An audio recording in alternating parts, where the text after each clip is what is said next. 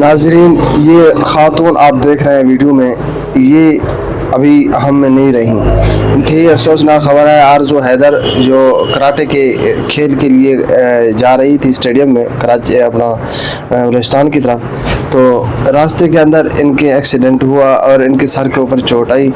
ٹھیک ان کو ہسپتال میں منتقل کیا گیا۔ 20 دن کے بعد ابھی آج ان کا انتقال ہو گیا ہے۔ ان کے جنازے کے مناظر بھی آپ دیکھ سکتے ہیں۔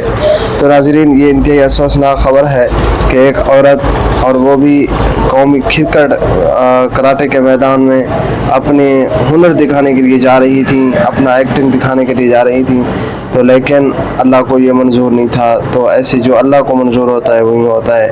تو اس وجہ سے ابھی یہ خاتون ہم میں نہیں رہیں۔ دعا کریں اللہ پاک اس کو جنت الفردوس میں اعلیٰ مقام عطا فرمائے، اور جو اس کے لواحقین ہیں، ان کے ابو امی ہیں، اللہ پاک ان سب کو صبر جمیل نصیب فرمائے۔